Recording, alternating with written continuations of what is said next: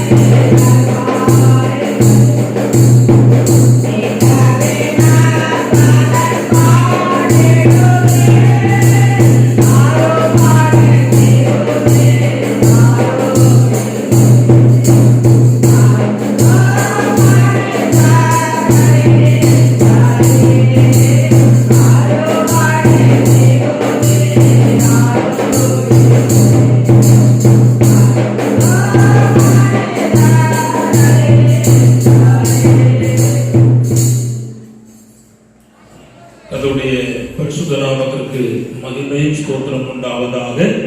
இந்த வேலைக்காக ஆண்டவரை மனப்பூர்வமாக ஸ்தோத்திரிக்கிறேன். கூடி வந்த அனைவரையும் இயேசுவின் நாமத்தினாலே அன்போடு வாழ்த்தி வரவேற்கிறேன். கர்த்தர் நம்மை ஆசீர்வதிப்பாராக. வேதத்திலிருந்து 3 வசனங்களை நாம் வாசிக்க போகிறோம். மத்தேயு சுவிசேஷம் 10ஆம் அதிகாரம் அதனுடைய 12ஆம் வசனத்தையும் 13ஆம் வசனத்தையும் வாசிப்போம். முதலாவதாக மத்தேயு சுவிசேஷம் 10ஆம் அதிகாரம் 12ஆம் வசனத்தையும் 13ஆம் வசனத்தையும் வாசிப்போம். ஒரு வீட்டுக்குள் பிரவேசிக்கும் போது அதை வாழ்த்துங்கள். அந்த வீடு பாத்திரமா இருந்தால் நீங்கள் கூறின சமாதானம் அவர்கள் மேல் வரக்கடவது. அபாத்திரமா இருந்தால் நீங்கள் கூறின சமாதானம் உங்களிடத்திலே திரும்பி வர கடவுள். இருந்த வண்ணமாக தலை தாழ்த்தி நாம் ஜெபிப்போம். பரலோக பிதாவே, நல்ல ஆண்டவரே, நன்றி செலுத்தி நாங்கள் உம்மை துதிக்கிறோம், உம்மை ஸ்தோத்திரிக்கிறோம். இந்த திருவசனத்துக்காக உம்முடைய பாதம் பணிந்து உம்மை தொழுது கொள்கிறோம். ஆண்டவர் வசனத்தை ஆசீர்வதித்தாரும். ஆண்டவரே, சமீபத்திலும் தூரத்திலும் கேட்கிற எல்லா தெய்வ பிள்ளைகளுக்கும் உம்முடைய ஆசீர்வாதத்தை நீர் கொடுக்கும்படியாக உம்முடைய கரங்களை தருகிறோம். தொடர்ந்து நீர் கிரியை செய். இயேசுவின் நாமத்தில் ஜெபிக்கிறோம் நல்ல பிதாவே, ஆமென். கர்த்தராகிய இயேசு கிறிஸ்து தம்முடைய சீஷர்களை வரவழைத்து அவர்களுக்கு அதிகாரம் கொடுத்து கிராமங்களில் சென்று ஊழியம் செய்யுங்கள் என்று ஆண்டவர் அவளை அனுப்பினார் என்பதை பார்க்கிறோம். 12 பேருக்கும் ஆண்டவர் அவளுக்கு அதிகாரம் கொடுத்தார். கர்த்தர் ஸ்தோத்திரம். எல்லா விதமான வியாதிகள், நோய்கள், சாசின் கிரியைகளை நீங்கள் துரத்துங்கள் என்று அவளுக்கு முதலாவது அதிகாரம் கொடுத்தார்.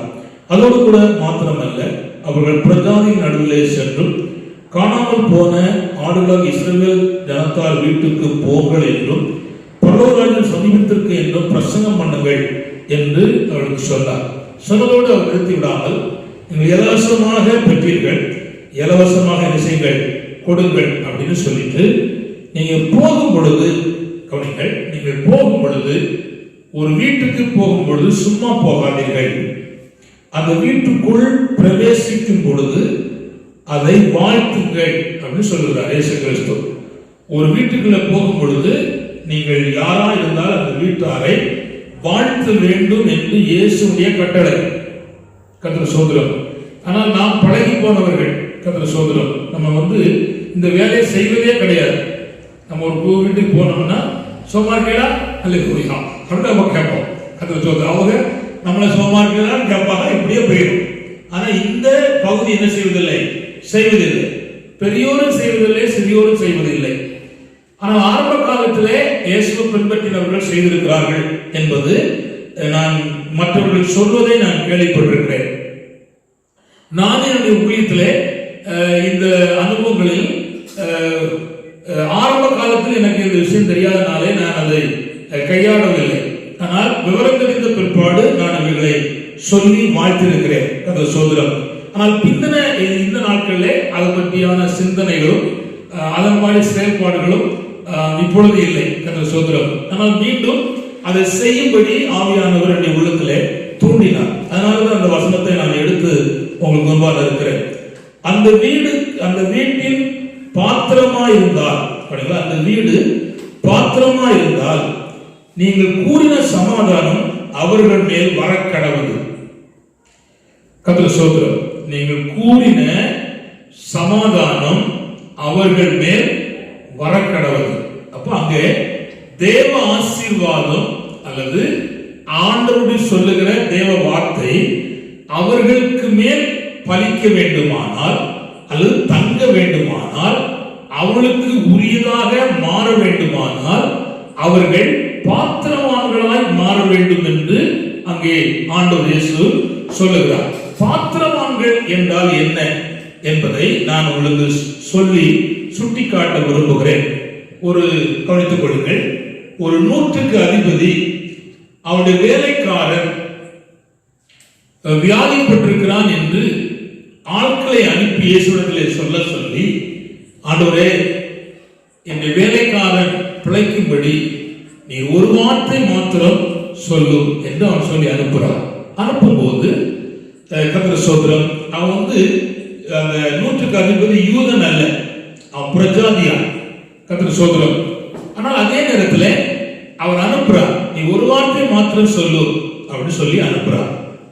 ஆனா ஆண்டவர் சொன்னார், நான் வந்து சுகமாக்குவேன் அப்படின்னு சொல்லி அவர் சொன்னதை நான் பார்க்கிறோம். கர்த்தருக்கு ஸ்தோத்திரம். அப்படியானால் நம்முடைய தேவனாகிய நம்முடைய ஆண்டவர் அவனை சுகமாக்கும்படி போயிட்டு இருக்கிறார். அப்பொழுது அவன் சொல்லுகிறான், ஆண்டவரே, நீர் என் வீட்டுக்கு வருவதற்கு நான் பாத்திரவான் அல்ல அப்படின்னு சொல்லுகிறான். அப்ப சீசர்கள் சொல்லுகிறார்கள், அவன் வந்து ஒரு ஜெப ஆலயத்தை கட்டி கொடுத்திருக்கிறான், அவன் நம்ம ஜனத்தை நேசிக்கிறான், அவனுக்கு நான் நன்மை செய்வதற்கு அவன் யாரு பாத்திரமா அப்படின்னு சொல்லுகிறார். ரட்சிக்கப்படல, அவனுக்கு ஞானஸ்நானம் பெறல, அவனுடைய பிள்ளையா மாறல, ஆனா ஒரு நன்மை செஞ்சிருக்கிறான். என்ன நன்மை செஞ்சிருக்கிறான்? ஜெப வீடு கட்டி கொடுத்திருக்கிறான். அதனால அவன் பாத்திரமாய் மாறுகிறான். கர்த்தர் ஸ்தோத்திரம். அவர்கள் இது போல ஏழைக்கு இறங்குவது, தானதர்மம் பண்ணுவது, இதெல்லாம் வேதத்தில் உண்டானாலும் அறியாமல் புரியாமல் எல்லா ஜனங்களும் செய்கிறார்கள். கிறிஸ்தவம் செய்கிறார்கள், புறமஸ்தர்கள் செய்கிறார்கள், முகமதுகள் செய்கிறார்கள், எல்லாரும் செய்கிறார்கள்.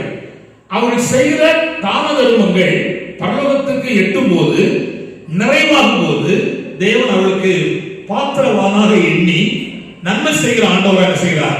வெளிப்படுகிறார். இவர் கவனித்துக் கொள்ளுங்கள். நாம் ஒரு வீட்டுக்கு போகும்போது அந்த வீட்டை என்ன செய்ய வேண்டும்? வாழ்த்த வேண்டும். அந்த வீட்டுக்கு சமாதானத்தை சொல்ல வேண்டும். இவ்வார்த்தை கேட்கிற அருமையானவர்களே, ஒருவரை ஒருவர் பார்க்கும் பொழுது கர்த்தருக்கு ஸ்தோத்திரம் அப்படின்னு நம்ம வாழ்த்துவது போல, ஒரு வீட்டுக்கு போகும் பொழுது புதிய வீடோ பழைய வீடோ, தெரிஞ்ச வீடோ தெரியாத வீடோ, நீ போகும் பொழுது நீங்கள் சொல்ல வேண்டியது, கர்த்தர் உங்களுக்கு சமாதானத்தை தந்திருவாராக, உங்கள் வீட்டிலே தேவ சமாதானம் தங்கியிருப்பதாக என்று என்ன செய்ய வேண்டும்? வாழ்த்த வேண்டும். இது தேவன் நமக்கு சொன்ன கட்டளை. இதை நம்முடைய வாழ்க்கையிலே கைகொண்டு நடத்த வேண்டும். ஆதி பெந்தேகோஸ்தே வாழ்க்கையின் அனுபவத்தில் இருந்த கர்த்தருடைய பிள்ளைகள் ஒருவரை ஒருவர் பார்க்கும் பொழுது மாரநாதா என்று சொல்லுவார்கள். ஆமென் கர்த்தராகிய இயேசுவே வாரும் என்று சொன்னார்கள். ஆனா இன்றைக்கு மாரநாதா என்று சொல்வதற்கு வாய் வரவில்லை. ஆமென் கர்த்தராகிய இயேசுவே வாரும் என்று சொல்வதற்கு நாமும் ஆயத்தம் இல்லை. சொல்லுகிற பழக்கம் நமக்கு என்ன செய்து மங்கிவிட்டது. அதுக்கப்புறமாக இன்னொரு வார்த்தை இந்த பெந்தேகோஸ்தே கலாச்சாரத்திலே காணப்பட்டது. ஒருவரை ஒருவர் சந்திக்கும் போதோ பேசும் போதோ சொல்வார்கள், கர்த்தருக்கு சித்தமானால் நாளை சந்திப்போம், கர்த்தருக்கு சித்தமானால் நாளை வருகிறேன், கர்த்தருக்கு சித்தமானால் நாம் ஒன்று கூடி ஜெபிப்போம் அப்படின்னு சொன்னார்கள். ஆனால் இப்பொழுது நடைமுறை கலாச்சாரத்துக்குள்ளே இவ்வார்த்தைகள் எல்லாம் அதாவது மறைக்கப்பட்டு போனது, மறந்து போனார்கள். சொல்வதற்கு வழி இல்லாமல் அவர்கள் தயங்கிறார்கள். ரொம்ப பெரிய படித்த அறிவுள்ளவர்களும் இதை சொல்வதற்கு பின்தங்கி விட்டார்கள். ஏன் அது என்று எனக்கு ஒன்றும் புரியவில்லை. ஆனால் இயேசுநாதர் சொல்வதை மீண்டும் நாம் சொல்வதற்கு முன்வர வேண்டும். அப்பொழுதுதான் தேவன் தம்முடைய செயல்களை என்ன செய்வார் என்பதை நாம் பார்க்கிறோம். அவர் என்ன சொல்லுகிறாரோ அதன்படி செய்யுங்கள் என்று கர்த்தர் சொல்வதனாலே அவர் சொன்னதை நாம் செய்வதற்கு முன் வருவோம். மையாக்கள் கர்த்தர் நம்ம என்ன செய்வார்? ஆசீர்வதிப்பார். நான் இப்பொழுது சொல்வது சொன்னால், ஒரு வீட்டுக்கு போகும்போது அந்த வீட்டார்களே சமாதானம் கூறுங்கள், வாழ்த்துங்கள் என்று சொல்லி நாம் பார்க்கிறோம். பிந்தின பழைய ஏற்பாட்டு காலத்துல தானியேல் விதமான ஒரு வாழ்த்துகிறார். அதாவது அவனை சிங்கக்கவிலே தூக்கி போட்டார்கள். போட்ட ராஜா அதிகாலையிலே எழும்பி இருட்டோரமாய் சிங்கக்கவி பக்கத்துல வந்துட்டு, இடைவிடாமல் ஆராதிக்கிற ஜீவனுள்ள தேவனுடைய தாசனாகிய தானியேலே, உன் தேவன் உன்னை தப்புவிக்க வல்லவராய் இருந்தாரா என்று அவர் கேட்டபோது, ஆம் ஆண்டவரே, ஆம் ராஜா என்று சொல்லி அவர் சொல்கிறார், ராஜாவே நீ என்றும் வாழ்க. முந்தின நாள் சிங்கக்கவியில போட்ட ராஜாவை இவன் என்ன செய்யறான்? வாழ்த்துகிறான். அவனுக்கு தெரியுது இவன் வாழ வேண்டியவன், இவன் விவரம் தெரியாம தூக்கி போட்டுட்டான், என்னை தூக்கி போட்டு விவரம் தெரியாது, ஆனா வாழ வேண்டியவன் என்பதை என்ன செய்தார்? வாழ்த்தினான் என்பதை நாம் பார்க்கிறோம். இயேசு கிறிஸ்துவும் மரித்து அடக்கம் பண்ணப்பட்டு மூன்றாம் நாள் உயிரோடு எழுப்பின பிற்பாடு முதல் வாய் திறந்து சொன்ன வார்த்தை என்ன வார்த்தை சொன்னால், மரியாளே நீ வாழ்க என்று வாழ்த்தினார். கர்த்தர் ஸ்தோத்திரம். இயேசுவும் வாழ்த்துதல் சொன்னார். அப்படியானால் நான் நம்முடைய இந்த கலாச்சார அனுபவத்திலே ஒருவரை ஒருவர் வாழ்த்த வேண்டும். ஒரு வீட்டுக்கு செல்லும் போது வாழ்த்த வேண்டும் என்று இயேசு சொன்னதை நாம் செய்ய முன் வருவோம். அதுக்கடுத்த செயல்களை கர்த்தர் செய்வதற்கு ஆண்டவர் உண்மையாய் நடத்துவார் என்பதை நான் அறிந்திருக்கின்ற சோதரம் கவனித்துக் கொள்ளுங்கள். இதோடு கூட சேர்ந்து வாழ்த்து சொன்னா ஆசீர்வாதம் தங்கும், பலிக்கும். உபாகமத்திலே நாம் வாசிக்கிறோம். 28ஆம் அதிகாரம் 2ஆம் வசனத்தை வாசிப்போம். உபாகமம் 28:2. உன் தேவனாய கர்த்தருடைய சத்தத்துக்கு நீ செவி கொடுக்கும் போது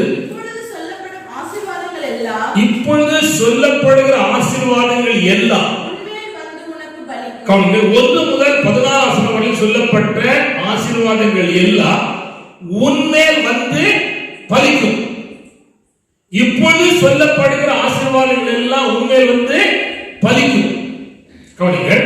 எப்பொழுது ஆண்ட வசனத்துக்கு ஒரு மனுஷன் செவி கொடுக்கும் பொழுது, கைகொள்ளும் பொழுது, ஆண்டவர் சொன்ன வார்த்தைகள் நம்ம செய்யும், பலிக்கும்.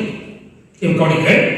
இதோடு சேர்த்து 2 வசனத்தை நான் சொல்ல விரும்புகிறேன். நீதிமொழிகள் 10ஆம் அதிகாரம் 6ஆம் வசனத்தை வாசிப்போம். நீதிமொழிகள் 10:6. நீதிமானுடைய சிரசின் மேல் ஆசீர்வாதங்கள் தங்கும். யாருடைய சிரசின் மேல் ஆசீர்வாதம் தங்கும்னு சொன்னா நீதிமானுடைய சிரசின் மேல் ஆசீர்வாதம் தங்கும். அப்போ தங்குவதற்கு ஒரு பாத்திரத்தை தேவன் பார்க்கிறார். அவன் யாரா இருக்கணும்? நீதிமானா இருக்கணும். ஆனா வேதம் சொல்கிறது ஒரு நீதிமான் இல்ல, எல்லாரும் வழி தப்பி ஏகமாய் கெட்டு போனார்கள். கர்த்தர் சொல்கிறார், தேவ மகிமைக்குள்ளாய் போனார்கள், தேவனுக்குள்ள போனார்கள்.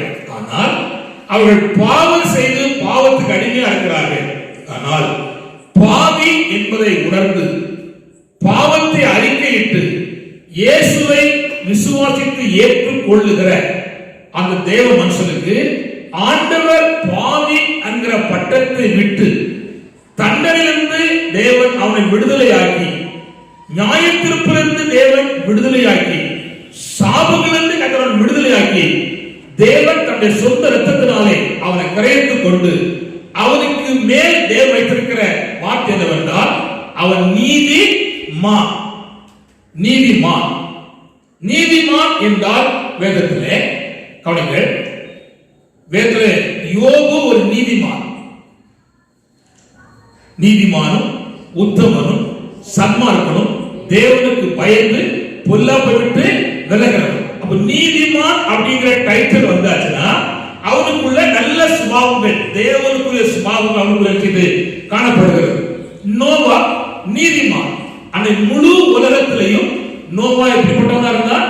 நீதிமான். அவன் தேவனோடு கூட சஞ்சரித்தான், தேவனோடு கூட உறவு வைத்திருந்தான், தேவனோடு கூட பழக்கம் வைத்திருந்தான், தேவனோடு கூட நடந்தான் என்று வேதத்திலே நாம் பார்க்கிறோம். கர்த்தர் சொல்கிறார், அப்பேற்பட்ட கர்த்தருடைய பிள்ளைகள் மேல் தான் ஆசீர்வாதம் வந்து செய்யும், தங்கும். நல்ல கவனித்துக் கொள்ளுங்கள்.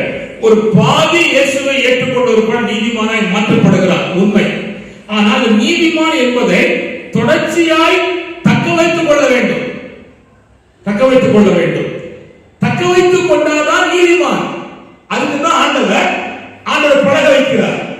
ஆண்டவர் அறிவதற்கு வாய்ப்பு கொடுக்கிறார். தேவனோடு கூட நடப்பதற்கு வாய்ப்பு கொடுக்கிறார். அவர்கள் சொல்வார்கள் நீதிமான்கள். இப்போ கவனிங்கள், எல்லாத்தையும் நான் சொல்ல முடியாது. நீதிமானா இருந்தவர்கள் மேல் வந்து ஆசீர்வாதம் வந்து தங்கியிருக்கு, பலித்திருக்கு. அவர் பாத்திரமா இருந்தார்கள். மனுஷன் சொன்னது பலிச்சிருக்கு, தேவன் சொன்னது பலிச்சிருக்கு, பெற்றோர் சொன்னது பலிச்சிருக்கு. அப்படி நான் ஒரு சிலரை சுட்டி காட்ட விரும்புகிறேன். கர்த்தர் ஸ்தோத்திரம். உங்களுக்கு புரிந்து கொள்ளும்படி விரும்புகிறேன். ஒரு தேவனால் சொல்லப்பட்ட ஆசீர்வாதம் வந்து ஒருவருடைய தலைமேல் பலிக்கணுமானா அவன் எப்படிப்பட்டவனா இருக்கணும்? நீதிமானா இருக்கணும். ஆனா நீதிமானா மட்டும் இருந்தால் போதாது. அந்த நீதிமான் செய்ய வேண்டிய சில காரியங்கள் அவன் செய்ய வேண்டியிருக்கிறது. கர்த்தர் ஸ்தோத்திரம். அதை நாம் புரிந்து கொள்ளணும். இப்படி நான் சொல்ல விரும்புகிறேன். ஆபிரகாமை முதலாவது சொல்ல விரும்புகிறேன். ஆபிரகாம் நீதிமான். ஆண்டவரே சாட்சி சொன்னார். அபிமெலேக்கு ராஜாட்ட சொன்னார், அவன் நீதிமான், அவன் தீர்க்கதரிசி அப்படி சொன்னார். அவனுக்கு ஆபிரகாம் குழந்தை இல்லை. ஆனா அபிமெலேக்குடைய குடும்பத்துல குழந்தை இல்லாம கர்த்தர் அடைத்துட்டார். ஜோபன பிற்பாடு எல்லாரும் நினைச்சு குழந்தை கொடுக்க பாக்கியத்தை செய்தார். இவனுக்கு அப்ப குழந்தை இல்லை. ஆனா இவன் ஜோபன மற்றொரு குழந்தை கிடைக்கும். அப்ப அவன் யாரு? குட், நீதிமான். நீ விளங்குவதற்காக கர்த்தரை ஸ்தோத்திரம் பண்ணுகிறேன். கவனிங்க, நீதிமான். இப்ப கவனிங்க, இந்த நீதிமானை ஆண்டவர் அவன் தலைக்கு மேல ஆண்டவர் ஆசீர்வாதங்களை கட்டளையிட்டார், வந்து பலிச்சு. ஆதியாகமம் 24ஆம் அதிகாரம் 35 வாசிப்போம். ஆதியாகமம் 24:35. கர்த்தர் என் எஜமானை மிகவும் ஆசீர்வதித்திருக்கிறார். அவர் சீமானாய் இருக்கிறார். கர்த்தர் அவருக்கு ஆடு மாடுகளையும் வெள்ளியையும் பொன்னையும் வேலைக்காரரையும் வேலைக்காரிகளையும் ஒட்டகங்களையும் கழுதைகளையும் கொடுத்திருக்கிறார். என் எஜமானுடைய மனைவியாகிய சாரா முதிர் வயதான போது என் எஜமானுக்கு ஒரு குமாரனை பெற்றாள்.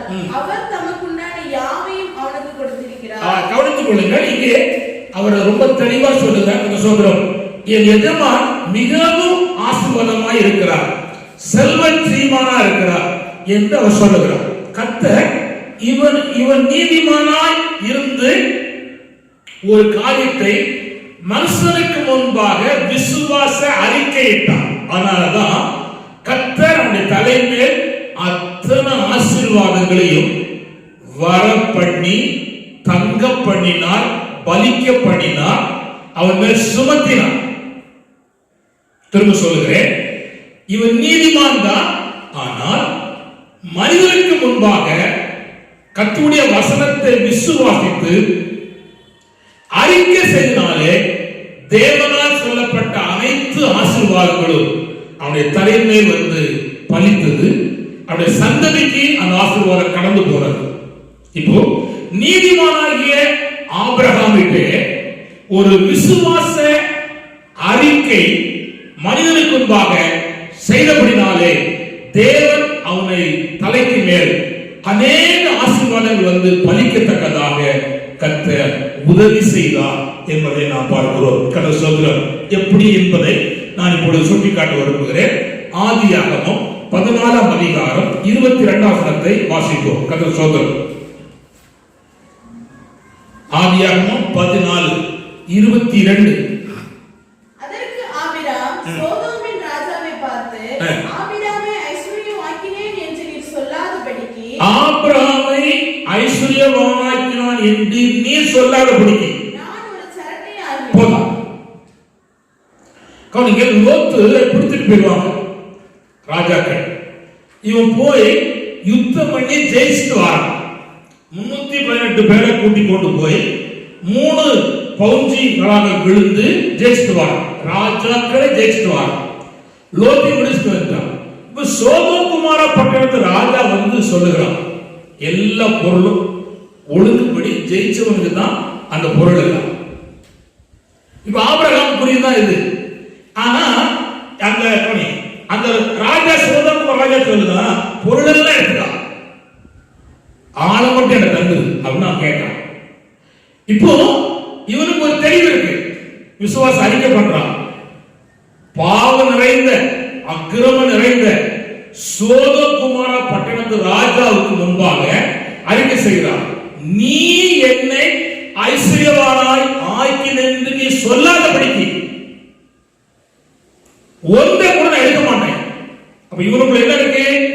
என்னை அழைத்தவர் என்னை ஆசீர்வதிப்பா, ஐஸ்வர்யவானாய் மாற்றுவா என்கிற விசுவாச அறிக்கை அவனுக்கு இருந்தது. இப்ப கவனிங்க, நீங்க விசுவாச அறிக்கை செய்வதை பரலோகம் எதிர்பார்க்கு. ஆண்டவர் அங்கீகரிக்கிறார், ஏற்றுக்கொள்ளுகிறார். நீ வேற்ற கவனிச்சீங்கன்னா, மோசே சொன்னதை கேட்டு தேவனாகிய கர்த்தர் கிரியை செய்திருக்கிறார். யோசுவா சொல் கேட்டு சந்திரனையும் சூரியனையும் அணைச்சிருக்காரு, நிறுத்திருக்கிறார். அப்படியானால் நல்ல கவனிங்க, நீங்கள் சொல்லுகிற அந்த விசுவாச வார்த்தையை பரலோகம் அங்கீகரித்து ஆசீர்வதிக்கிறது என்பதை இந்த வேத வசனத்தின் மூலமாக நாம் புரிந்து கொள்ள வேண்டும். ஆபிரகாம் நீதிமான் தான், ஆனா கர்த்தருடைய ஆசீர்வாதம் அவனுக்கும் அவன் தலைக்கு மேலும் சந்ததிக்கு மேல வருவதற்கு நீதிமானாய் காணப்பட்ட ஆபிரகாம் செய்த ஒரு வேலை என்னவென்றால், புறஜாதியா இருந்த அக்கிரமக்காரனாய் இருந்த பொல்லாத ராஜாவாக சோதோம் ராஜாவுக்கு முன்பாக அவன் விசுவாசம் பார்த்து சொன்னா, நீ என்னை ஐஸ்வர்யவானாக்கினேன் என்று சொல்லாதபடிக்கு ஒன்றை கூட என்ன செய்ய மாட்டான், எடுக்க மாட்டேன்னு சொன்னான். ஆதலால் கர்த்தர் அவனை செல்வ ஜீவனாய் மாற்றினார். பொன்னுடையவனாக, ஆடு மாடுகள் உடையவனாக, செல்வந்தனாக, ஒரு மேன்மக்கள் உரியவனாய் கர்த்தர் மாற்றினார். இவ்வார்த்தை கேட்கிறவர்களே, உங்கள் வாழ்க்கையிலே அடித்தளத்திலே உங்களுடைய இருதயத்திலே இப்படிப்பட்ட ஆசீர்வாதம் எனக்கு வருமா என்கிற கேள்வி உங்களுக்கு இருக்கலாம். நான் அறிவிக்கிற இயேசு கிறிஸ்துவினுடைய வசனம் ஜீவன் உள்ளது, மாறாதது, உண்மை உள்ளது. ஆபிரகாமுக்கு எப்படி கர்த்தர் கை கொடுத்தாரோ அப்படியே புதிய ஏற்பாட்டு காலத்திலே விசுவாச மார்க்கத்தாருக்கு ஆண்டவராகிய இயேசு கிறிஸ்து கை கொடுக்கிறேன் என்று எபிரேயரிலே ஆண்டவர் சொல்லி வைத்திருக்கிறார். அப்படியானால் ஆண்டவராகிய தேவன் நமக்கு ஆசீர்வாதங்களை தருவதற்கு கர்த்தர் அதை உண்மைப்படுத்துகிறார் என்பதை நாம் பார்க்கிறோம். ஹல்லேலூயா. விசுவாச வார்த்தையை பேச வேண்டும், விசுவாச வார்த்தையை அறிக்கை செய்ய வேண்டும், விசுவாசத்தையே நாம் சொல்லி தேவனை மையப்படுத்த வேண்டும். அப்பொழுது இந்த ஆசீர்வாதங்கள் அனைத்தும் நம் தலைக்கு மேல் வந்து பலிக்கும் என்பதை நான் இயேசுவின் நாமத்திலே சொல்லிக் கொள்ளுகிறேன். ஒரு வசனத்தை வாசிக்க போறோம். 2 கொரிந்தியர் புஸ்தகம் 9ஆம் அதிகாரம் 6ஆம் வசனத்தை வாசிப்போம். 2 கொரிந்தியர் 9:6. 2 கொரிந்தியர் 9:6. சிறுக விதைக்கிறவன் சிறுக அறுப்பான். வார்த்தையே வசனத்தை பெருக விதைக்கிறவன் பெருக அறுப்பான். இது ஆண்டுடைய வார்த்தை. நான் சொல்லுங்க, புரியுதா? நம்முடைய தேவன் யாருன்னா, இல்லாதவைகளை இருக்கிறது போல் அழைக்கிறவர். இல்லாதவைகளை இருக்கிறது போல் அழைக்கிறவர் நம்முடைய ஆண்டவர். கதை சொல்கிறோம். அதனால அந்த வார்த்தையை நம்பி, இப்ப நீங்க கஷ்டத்துல இருக்கலாம், அல்லது நெருக்கடியில் இருக்கலாம், ஒரு பணத்தையோடு இருக்கலாம், ஆனா நீங்க நீதிமான்கள், இயேசு ரத்தத்தினால் கழுவப்பட்டிருக்கிறீர்கள், நீங்க கர்த்தருடைய பிள்ளைகள். நீங்கள் வாய்ப்பு சொல்ல வேண்டும், கர்த்தர் என்னை ஐஸ்வர்யவானாய் மாற்றுவார், கர்த்தர் என்னை ஆசீர்வதிப்பார், கர்த்தர் காரியங்களை வாய்க்க செய்வார், கர்த்தர் காரியங்களை கைகூடி வர பண்ணுவார், தேவன் என்னை கைவிட மாட்டார், என்னையும் சந்ததியை கர்த்தர் உயர்த்துவார் என்று ஆண்டவருக்கு முன்பாக அறிக்கை செய்ய வேண்டும். அதே நேரத்தில் பிரஜாய் நடுவில் நாம் அறிக்கை செய்யும் பொழுது கர்த்தர் அதை ஆசீர்வதிக்கிறார் என்பதை பார்க்கிறோம். சிறுக விதைத்தால் சிறுக இருக்கும், பெருக வைத்தால் பெருக இருக்கும். அப்ப நாம் விதைக்க வேண்டிய நம்மில் இருந்த கடமை. ஹல்லேலூயா. சரி, அப்ப விசுவாச வார்த்தையை சொல்வதனாலே ஆசீர்வாதம் வந்து பலிக்கும். ஒன்று. இரண்டாவது, நம்மளை பெற்றோர்கள் நம்மை ஆசீர்வதிக்கும் போது அந்த ஆசீர்வாதம் நமக்கு என்ன செய்து பலிக்கும். சமீபமா கவனிங்கள், உங்க பெற்றோர் உங்களை ஆசீர்வதிக்கத்தக்க அளவுக்கு நீங்க நடக்கணும். வாசிக்க போறோம். ஆதியாகமம் 27ஆம் அதிகாரம் 28, 29 வாசிப்போம். ஆதியாகமம் 27, 28, 29. தேவன் உனக்கு வானத்தின் பனியையும் பூமியின் கொழுமையும் கொடுத்து சொல்கிறோம். அதாவது ஈசாக்கு யாக்கோபை ஆசீர்வதிக்கிறார். அந்த ஆசீர்வாதம் அவனுக்கு அப்படியே பலிக்கும். சரி, இப்போ இவன் அப்பாட்ட வாயினால் ஆசீர்வாதம் வாங்கிட்டு போறான், கையில ஒண்ணும் இல்லை. அவன் தள்ளி போகும்போது ஒரு சம்பவம் நடக்கு. நைட்ல அவன் படுத்திருக்கான். படுத்திருக்கும் போது ஆண்டவர் கேட்கிறான். ஆண்டவர் தரிசனமாக பேசுறாரு. ஆண்டவரே, எனக்கு உண்ண ஆகாரம் தாரு கேட்கான். உடுக்க வஸ்திரம் தாரு. அவன் அடுத்த வஸ்திரம் இல்ல கேட்கான். ஆண்டவர், நான் போகும் இடமெல்லாம் என்ன செய்யணும், காத்துக்கொள்ளும், திரும்ப என் தேசத்துக்கு திரும்பி வர பண்ணும் அப்படின்னு கேட்கிறான். இப்போ ஆண்டவரும் கவனிங்க. அவ அப்பா அவனை வார்த்தையினால் ஆசீர்வதிக்கிறார், தேவனும் வார்த்தையினால் ஆசீர்வதிக்கிறார். ஆசீர்வாதம் உண்டாச்ச கையில இல்ல, அப்ப உண்டாகல, ஆசீர்வாதம் வாங்கிட்டார். இப்ப புரிஞ்சுட்டு எங்க அப்பா ஆசீர்வதித்தாரு, என் ஆண்டு ஆசீர்வதித்தாரு அப்படின்னு. இப்போ அடுத்தது ஒரு ஆசீர்வாதம் இருக்கு. சபையில் இருக்கிற ஊழியர்கள், ஆசாரியர்கள், தீர்க்கதரிசிகள் தன்னுடைய ஜனங்களை ஆசீர்வதிக்கிறார். வாசிப்போம் அந்த சுதந்திரம். என்னாகமம் 6ஆம் அதிகாரம் 23 வாசிங்கள். என்னாகமம் 6ஆம் அதிகாரம் 23 வாசிங்க. என்னாகமம் 6ஆம் அதிகாரம் 23. நீ ஆரோனோடும் அவன் குமாரனோடும் சொல்ல வேண்டியது என்னவென்றால், நீங்கள் இஸ்ரவேல் புத்திரரை ஆசீர்வதிக்கும்போது அவர்களை பார்த்து சொல்ல வேண்டியதாவது, கர்த்தர் உன்னை ஆசீர்வதித்து உன்னை காக்க கடவர், கர்த்தர் தம்முடைய முகத்தை உன்மேல் பிரகாசிக்க பண்ணி உன்மேல் கிருபையா இருக்க கடவர், கர்த்தர் தம்முடைய முகத்தை உன்மேல் பிரசன்னமாக்கி சமாதானம் கட்டளையிட கடவர் என்பதே. கவனிங்க. இப்பொழுது ஆசாரியர்கள் அல்லது ஊழியர்கள் கர்த்தரை ஆராதித்து விட்டு கர்த்தருடைய பிரசன்னத்தோடு, தேவ சமாதானத்தோடு, தெய்வ பலத்தோடு நின்றுகிட்டு ஆராதிக்கு வருகிற கர்த்தருடைய பிள்ளைகளை செய்ய வேண்டியிருக்கிறது, ஆசீர்வதிக்கணும். ஆனா இன்றைக்கு சபை நடுவில் வருகிற கர்த்தருடைய பிள்ளைகளுக்கு இந்த ஆசீர்வாதத்தை மக்கள், ஊழியர்கள் சொல்வதற்கு பின்தங்குகிறார்கள். ஆனால் கண்டிப்பாக சொல்ல வேண்டும் என்று கருதி எதிர்பார்க்கிறார். அடுத்தது என்னன்னா, ஜனங்கள் நடுவிலேயே இவர்கள் தப்பா இருக்கிறது. என்னாத்துமாவை கர்த்தரை சோத்திரேன்னு சொல்வதற்குள்ள பால் முதல் ஜனங்கள் பெறுவாங்க கருப்பு. அப்போ ஊழியக்காரர்களின் ஆசீர்வாதத்தை வேண்டாம்னு ஜனங்கள் எழுப்பி போறாங்க. அதனால இன்னும் பல ஆசீர்வாதங்கள் தடையா இருக்கு. அப்ப கடைசியில ஊழியக்காரர் ஜனத்தை செய்ய வேண்டியிருக்கிறது, ஆசீர்வதிக்க வேண்டியிருக்கு. இப்ப நல்ல கவனிங்க. 3 இன ஆசீர்வாதம் சொல்லினால் உண்டாகிறது. தகப்பன்களின் ஆசீர்வாதத்தை பலிக்கு, தேவன் வாக்கின ஆசீர்வாதமும் பலிக்கு, 6வது நடத்தி தேவன் சமூகத்தில் நின்று கொண்டு ஆசாரியன் சொல்ற ஆசீர்வாதமும் பலிக்கு. இப்ப ஆசீர்வதிக்கப்பட்டவர்கள், அதாவது இவ்விதமாய் ஆசீர்வதிக்கப்பட்டவர்கள் எப்படி இருப்பார்கள்? அது சொன்னாலும் புரியும், கத்த சோதனை இல்லடா புரியாது. ஆசீர்வாதம் இருக்கா இல்லையா, பெற்றிருக்கிறோமா பெறலையா அப்படிங்கறத நம்ம என்ன செய்யணும், தெரியணும். கத்த சோதரம் ஆசீர்வாதத்தை பெற்றவர்கள் இவ்விதமாக தகப்பன், தேவன், ஊழியர்கள் ஆசீர்வதித்த ஆசீர்வாதத்தை பெற்ற கர்த்தருடைய பிள்ளைகள் எப்படி இருப்பாங்க அப்படின்னா, ஃபர்ஸ்ட் அவர்கள் யாரும் சொல்லாமல் ஒரு இக்கட்டில் இருக்கிற ஊழியத்துக்கும் ஊழியக்காரனுக்கும் கஷ்டப்பட்டு கொண்டிருக்கிற ஜனங்களுக்கும் ஆட்டோமேட்டிக்கா ஜெபம் பண்ணுவார்கள். ஃபர்ஸ்ட் கவனிங்க. நீங்க கர்த்தரால் ஆசீர்வதிக்கப்பட்ட ஜனங்கள், கர்த்தரை ஆசீர்வதித்திருக்கிறார் அப்படிங்கிற அந்த ஆசீர்வாதம் உங்களுக்குள்ள இருக்குமானால், உங்களுக்கு இருக்கிற முதல் தன்மை என்னன்னா, ஒரு கஷ்டப்பட்டு கொண்டிருக்கிறவர்களுக்காக நீங்க அதிகமா என்ன செய்வீங்க, ஜெபம் பண்ணுவீங்க. உதாரணம் சொல்லுங்க, கதை சொல்றோம். அப்போஸ்தலர் படிக்கை 12ஆம் அதிகாரம் 5ஆம் வசனம் வாசிப்போம். அப்படியே பேதுரு சிறைச்சாலையிலே காக்கப்பட்டிருக்கையில் சபையார் அவனுக்காக தேவனை நோக்கி ஊக்கத்தோட ஜெபம் பண்ணினார்கள். கதை சொல்றோம்.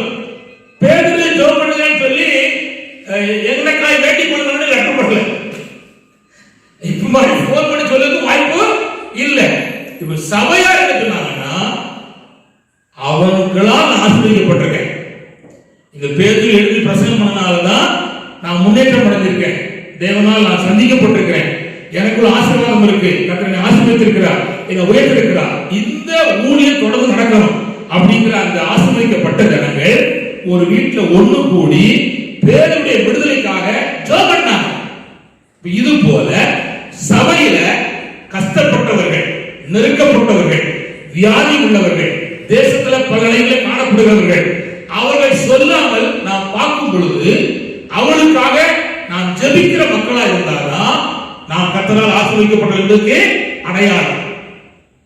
ஜெபமே பண்ண மாட்டேன் அப்படின்னு சொன்னா கர்த்தரால் என்ன செய்யப்படல, ஆசீர்வதிக்கப்படல. ஆனா நீதிமான் தான், இயேசுவின் ரத்தம் தெரியும், நீதிமான் தான், ஆனா ஆசீர்வதிக்கப்படல. இரண்டாவது சொல்ல விரும்புகிறேன், கவனித்துக் கொள்ளுங்கள். இரண்டாவது என்னன்னா வாசிப்போம். யோபின் புஸ்தகம் 42ஆம் அதிகாரம் 16ஆம் வசனம். யோபின் புஸ்தகம் 42:11. இயேசுவே ஸ்தோத்திரம். ஹல்லேலூயா. அப்பொழுது அவனுடைய எல்லா சகோதரரும் சகோதரிகளும் முன்ன அவனுக்கு அறிமுகமான அனைவரும் அவனிடத்தில் வந்து அவன் வீட்டிலே அவனோட போஜனம் பண்ணி அவனால யோபுவோடு சேர்ந்து சாப்பிட்டு கர்த்தர் அவன் மேல் வரப்படின சகல தீங்கு நிமித்தம் அவனுக்காக அங்கலாய்த்து ஆறுதல் சொல்லி அவரவர் ஒவ்வொரு தங்க காசையும் அவரவர் ஒவ்வொரு பொன் ஆபரணத்தையும் அவனுக்கு கொடுத்தார்கள். கவனிங்க. அப்படின்னா என்ன? கர்த்தரால் ஆசீர்வதிக்கப்பட்டவர்கள் ஆறுதல் சொல்லுவார்கள். முன்னால் ஆதரவு நண்பர்கள் சொல்லல, சொல்லல. ஐயோ, அவங்க கேட்ட கேள்வி சித்தரிக்கப்பட்டிருக்கு. அவ்வளவுதான். யோபு அதுவரையிலும் உயிரோடு இருந்ததே பெரிய இறக்கம். அதுக்கு சொல்றோம் அப்படி கேட்டாங்க. ஆனா இப்ப கர்த்தரால் ஆசீர்வதிக்கப்பட்ட போது நண்பர்கள், உறவினர்கள், சகோதர சகோதரிகள் வந்து அவன் பட்ட கஷ்டத்துக்கு அவனுக்கு ஆறுதல் சொன்னாங்க. ஃபர்ஸ்ட். ரெண்டாவது, ஒவ்வொருவரும் தங்க காசு கொடுத்தாங்க, பொன்னாபரணம் கொடுத்தாங்க. அப்படின்னா அர்த்தம் என்ன? ஆசீர்வதிக்கப்பட்டவர்கள் உதவி செய்வார்கள். ஹல்லேலூயா, ஹல்லேலூயா. வார்த்தையினால் ஆறுதல் சொல்வதற்கு உதவி செய்வார்கள். பொருளாதாரத்தில் தங்க காசு கொடுத்து உதவி செய்வார்கள். பொன்னாபரணம் செய்து கொடுத்தார்கள். நம்ம ஒரு ஆள் 10 ரூபா கொடுக்கணுமா கொடுக்கணுமா பண்ணிட்டு ஆண்டவர் 10 சொல்லுவாரா சொல்ல மாட்டாரான்னு கேட்க வேண்டியிருக்கு. ஆனா அப்படி இல்லை. எண்ணி கொடுக்க கூடாது, அள்ளி கொடுக்கணும். அப்படிதான் கர்த்தர் நம்முடைய வாழ்க்கையை வச்சிருக்கிறார். சொல்லலேலூயா. கேட்கிறவனுக்கு முகம் போனாம கொடு. அதான் கர்த்தர். இருந்தா இல்ல அது வேற விஷயம். கர்த்தர் சொல்றோம். எங்க வீட்டுக்கு ஒரு காக்கா புதுசா வருது. கர்த்தர் சொல்றோம். அது வந்து சாப்பாடு வேணும்னு ஸ்டெப் பை ஸ்டெப்பே அவ்வளோ. நான் பார்த்த உடனே நான் சொல்லிடுவேன் எங்க அண்ணாக்கு, அது ஏதாவது கொடுமா அப்படின்னு சொல்லி. அது வருது, நம்பிக்கையோடு வருது, கொடுக்கும். அது சாப்பிடுது. அது ஒரு சேர்ந்த குரூப் சாப்பிடுது. வேற சில வெரைட்டிஸ் எல்லாம் செய்து சாப்பிடுது. கதை சோதரம். மனுஷனுக்கு மட்டும் இறங்கல, பறவைக்கு இறங்குறோம். நான் சொல்ல கவனிங்கள். ஆசீர்வதிக்கப்பட்டவன் மற்றவர்களுக்கு உதவுவான், உதவி செய்வான். அவன் தான் கர்த்தரால் ஆசீர்வதிக்கப்பட்டவன். இன்னொரு காய்கள் ஒரு கவனிங்கள். சம்பவ வசனத்தை எடுத்து வச்சுக்காங்க. அதாவது 2 சாமுவேல் புஸ்தகம் 18ஆம் அதிகாரம் 3ஆம் வசனத்தை வாசிக்காங்க. நான் சொன்ன பிற்பாடு வார்த்தை போதும். கவனிங்கள். தேசத்துல யுத்தம் நடக்குது. அப்போ ராஜா யாருன்னா தாவீது. தாவீதுக்கு வயசாயிட்டு யுத்தத்துக்கு போகலாம். ஆனா ஜனங்கள் சொன்னாங்க, நீ யுத்தத்துக்கு வராட்டாம், நீ வீட்டிலே. நாங்க ஒவ்வொரு பேர்ல நின்று யுத்தம் பண்றோம். நாங்க படிஞ்சா ஒரு பொருட்டு இல்லை. ஆனா நீர் படிஞ்சீங்கன்னா 10,000 பேருக்கு சமானம். அதனால நாங்க இப்ப தேடி இருக்கோம், கர்த்தரால் ஆசீர்வதிக்கப்பட்டிருக்கோம், கர்த்தருக்கு முன்னால போற. அதனால நீங்க வராண்டாம், நாங்க மட்டும் போறோம் அப்படின்னு சொல்லி கவனிங்கள். இந்த தாவீதுக்கு ஆசீர்வதிக்கப்பட்டவர்கள் துணை செய்தார்கள். என்ன செய்தார்கள்? துணை செய்தார்கள். இவங்க கவனிக்கலாம். இவங்க 2 பிள்ளைகள். நீ கர்த்தரால் ஆசீர்வதிக்கப்பட்டு நல்ல கோடு கொடுத்து வளர்ந்து வரே. அப்போ உங்க அப்பா செய்ய வேண்டிய கடமைய அப்பா நீங்க செய்யண்டா, நான் செய்யறப்பா அப்படின்னு நீங்க செய்து பார்த்தீங்களா? நீங்க தான் கர்த்தரால் ஆசீர்வதிக்கப்பட்டவங்க. வேலைக்கே அவங்க சச்சி ஓடிக்கூடாது, அங்க ஒரு அடைக்கலத்துல போய் உட்கார்ந்து ஹல்லேலூயா. கட்டட வேலை நடக்கும்போது சர்ச்சுக்கு ஓடிட்டு உட்கார்ந்து ஹல்லேலூயா ஆண்டவரே அப்படின்னு உட்கார்ந்து கூடாது. கஷ்டத்தையும் பாடுகளையும் நாம் காரியத்தை நடத்தி கொண்டுதான் போறோம். இப்போ இந்த வசனத்தை வாசிக்கணும். ஜனங்களோ நீ புறப்பட வேண்டாம், நீ முறிந்தோடி போனாலும் ஒரு பொருட்டாக எண்ண மாட்டார்கள். எங்களில் பாதி பேர் செத்து போனாலும் எங்கள் காரியத்தை பற்றி கவலைப்பட மாட்டார்கள். நீரோ எங்களில் 10,000 பேருக்கு சரி. நீரோ எங்களுக்கு 10,000 பேருக்கு சரி. பட்டணத்தில் இருந்து கொண்டு எங்களுக்கு உதவி செய்கிறது எங்களுக்கு நலமா இருக்கும் என்றார். கவனிங்க. பலவீனமாக வயதான தாவீதுக்கு ஆசீர்வதிக்கப்பட்ட ஜனம் கர்த்தராலும் தாவீதாலும் ஆசீர்வதிக்கப்பட்ட ஜனம் தாவீதுக்கு நினைச்சாங்க, துணை நின்றார்கள். அப்போ கர்த்தரால் ஆசீர்வதிக்கப்பட்டவர்களுக்கு அடையாளம் என்னன்னு சொன்னா, யாரும் சொல்லாம நெருக்கப்பட்டவங்க ஜெபம் பண்ணுவாங்க. ஒன்று, யாரும் சொல்லாம நெருக்கப்பட்டவர்களுக்கு உதவி செய்வார்கள், வார்த்தையினால ஆக சொல்வார்கள், தன்னால் ஏற்ற உதவிகளை செய்வார்கள். மூன்றாவதாக அவர்களுக்கு துணையாய் நிற்பார்கள். அவர்தான் கர்த்தரால் ஆசீர்வதிக்கப்பட்டவர்கள். கர்த்தர். இப்ப நான் மூன்றாவது ஒரு குரூப்பை சொல்ல விரும்புகிறேன், கவனித்துக் கொள்ளுங்கள். அது என்னன்னா, நீதிமான்கள் தான், நீதிமான்கள் தான், நீதிமாட்டிகள் தான். ஆனா இக்கட்டான ஒரு சூழ்நிலை எங்கன்னா, எஸ்தர் காலத்தில், எஸ்தர் காலத்தில் ஆமானோடு கூட சேர்ந்து, ஆமானோடு கூட சேர்ந்த ஒரு குரூப் இருக்கு. நீங்க எஸ்தர் 9ஆம் அதிகாரத்தை நீங்க படிச்சீங்கன்னா, அதாவது ஆமான் மட்டும் சத்துரு இல்ல, அரண்மனைக்குள்ளே 300 பிளஸ் 500 பேர் இருக்காங்க. அப்ப என்னாச்சு? 800. ஆங்காங்கே தேசத்துல 75,000 பேர் இருக்காங்க. 127 நாடுகளில் எவ்வளவு இருக்காங்க? தத்தவங்க இன்னொரு நாள் வரப்போது க்ளோஸ் பண்ணி வேண்டியதான். அப்ப அவ்வளவு பேரும் ஆங்காங்கே உட்கார்ந்து இருக்கிறாங்க. ஆனா இது கேட்ட அறிஞ்ச முறையா வஸ்திரத்தை கிழித்து ரெட்டுடுத்தி சாம்பல உட்கார்ந்து சத்தம் போட்டான். இவன் யாருன்னா அரசாங்க வேலைக்காரன். இவன் யாரு? அரண்மனையில வேலைக்காரன், வாசல் காக்கிறவன். எஸ்தர் உள்ள ராஜாத்தி. இவங்களுக்கு பிரச்சனையே இல்லை. பிரச்சனை யாருதான்? மற்ற இடங்கள் தான். ஆனா பிரச்சனை இல்லாத இடத்துல இருந்தாலும் பாரம் கொண்டு ரெட்டுடுத்தி சாம்பல் உட்கார்ந்து உபவாசம் பண்ணுகிறான். உபவாசம் பண்ணுகிறான். ஜோம் பண்ணி யாரும் சொல்லல, சட்டையை கிளி சொல்லல, வஸ்திரத்தை கிளி ரெட்டுடுத்தி சாம்பல் உட்கார்ந்து யாரும் சொல்லல. அவனுக்குள் பாரம் உண்டானது. நல்ல கவனிங்கள், அவனுக்குள் பாரம் உண்டானது. நீதிமான் தான் சொல்லுவது. யார் உள்ளத்துல கர்த்தர் பாரத்தை ஏற்படுத்துகிறாரோ, சபையை குறித்து, ஜனத்தை குறித்து, தேசத்தை குறித்து, அழியும் ஆத்துமக்களை குறித்து பாரம் உண்டாகுதோ, அவர்கள் அதற்கு உத்தரவாதம் தேவனுக்கு முன்பாக செலுத்துவதற்கு அவர் உபவாசம் பண்ணினார். யார் பண்ணினா? உபவாசம் பண்ணினார். சத்தம் போட்டார். அவருக்கு மாற்று வஸ்திரம் கொடுத்து விட்டார். யாரு? சட்டை நினைச்சிட்டு மகளே, சட்டைக்காக கிழிக்கல, என்னுடைய கிழிப்பே வேற அப்படின்னு சொல்லி சட்டை திரும்ப கொடுத்து விட்டான். அதுக்கு சொல்றோம். அதுக்கப்புறம் இந்த காலத்துல நீ மௌனமா இருந்தா ரட்சிப்பு யூதருக்கு வேற பக்கம் எழும்பும். அன்னைக்கு நீயும் தகப்பவிடர் அழிவீங்க. மூணு சூழ்நிலை உபாசம் நடக்கும். அல்லுபகளும் புசியாமலும் குடியாமலும். ஒன்று அரண்மனைக்கு உள்ளே, இன்னொன்னு அரண்மனைக்கு வெளியே. அடுத்தது 127 நாடுகளில் எங்கும் எங்கும் உபாசம் நடக்கும். பரலோகம் பார்த்து செய். ஆஹா, என்ன கூப்பிடுற அவ்வளவு நேரம். அப்ப ஆண்டவர் செய்யறான்னா, எஸ்தருக்கு ராஜாவுடைய கண்களே தயை கிடைக்க செய்யும்படி கர்த்தரே ஆகாசராஜனுடைய கண்களுக்கு முன்பாக கர்த்தர் அவர் கையில் உள்ள செங்கோலை தூக்க வைத்து எஸ்தருக்கு நீட்டின உடனே அவளுக்கு சாவில்லை. இப்ப கவனிங்கள். இப்பொழுது யாரும் சொல்லாம இக்கட்டுக்காக, பிரச்சனைக்காக, போடத்துக்காக யார் ஜெபம் பண்ணுவார்களோ, பாரம் எடுப்பார்களோ, அவருடைய தலையின் மேல் கர்த்தருடைய ஆசீர்வாதம் வந்து தங்கும்.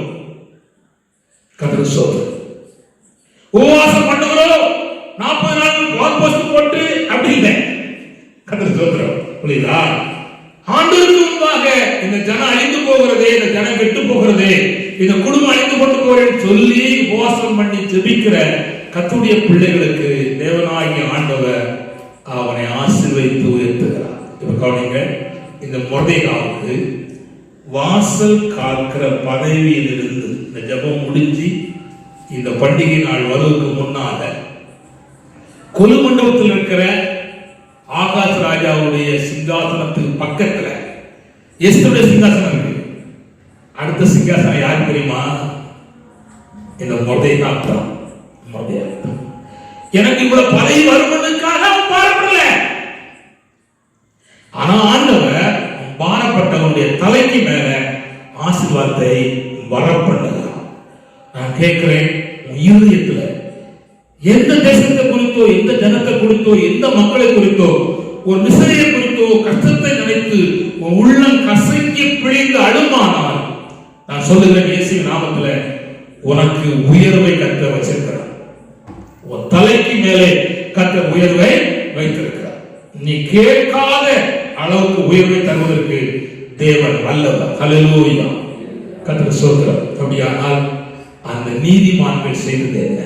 பாரத்தோடு உபவாசம் பண்ணினார்கள். அப்படி பண்ணுகிற கர்த்தருடைய பிள்ளைகள் தலையின் மேல் கர்த்தருடைய ஆசீர்வாதத்தை ஆண்டவர் கட்டளையிட்டார். சத்தம் ஹல்லேலூயா, ஹல்லேலூயா, கர்த்தர் ஸ்தோத்திரம்.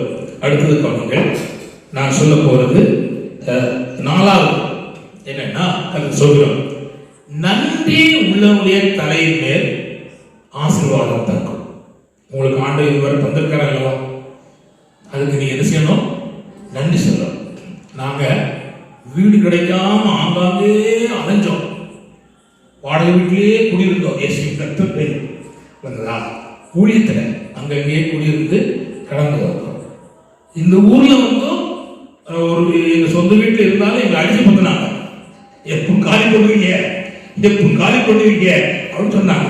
சோத்திரம் வீட்டுக்குள்ளே அரசு அவ்வளவு பெரிய நெருக்கடி எவ்வளவு நாளும் தாங்க முடியும்? அப்புறம் நாங்கள் அழுதோம்.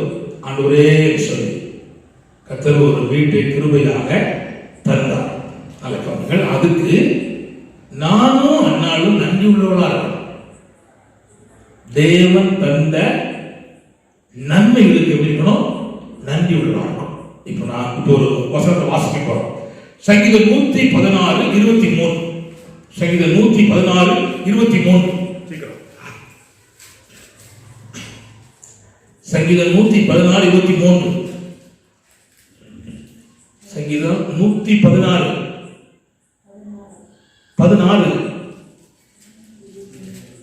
கர்த்தர் ஸ்தோத்திரம்.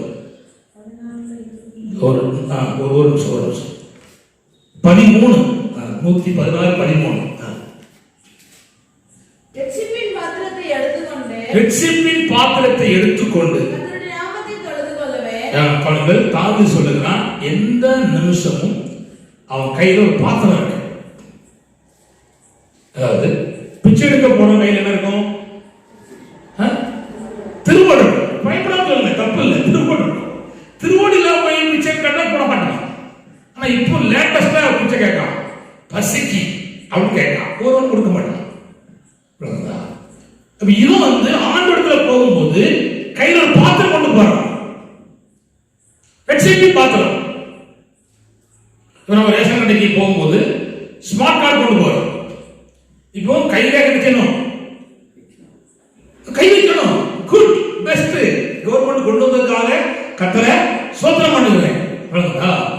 கையில பண்ணணும், கழுத்துல பண்ணுங்க வாய்ப்பு இல்லை.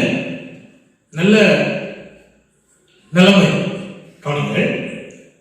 இப்ப ஆண்டவர் என்ன செய்றாருன்னா, நான் ஒரு ரட்சிப்பின் பாத்திரம் வந்திருக்கிறேன், அதை எடுத்துட்டு என்னை தொழுது கொள். நிறைய பேர் ரட்சிப்பின் பாத்திரத்தை வீட்டுல காய போட்டு போயிருவான். கை வீசமா, கை வீசி, கடைக்கு போலாம் கை வீசு, முட்டாய் கை வீசு சொல்லி போறாங்க. பைபிள் எடுக்காம போறாங்க பல பேர். ஆராணி போகும்போது பாட்டு புக் எடுக்காம போறாங்க. ஆனா தாவீது ரட்சிப்பின் பாத்திரத்தை கையில் எடுத்துட்டு போனான். ஏன்னா தேவன் அவனை ஆசீர்வதித்த ஆசீர்வாதத்துக்கு நன்றி உள்ளவனா இருந்தான். அவனை கர்த்தர் ஆசீர்வதித்த ஆசீர்வாதத்துல ஒன்றை மட்டும் சொல்ல. நல்ல கவனிங்கள், வாசிக்க போறோம். 1 நாளாகமம் 22ஆம் அதிகாரம் 14ஆம் வசனம். 1 நாளாகமம் 22:14. சீக்கிரம்.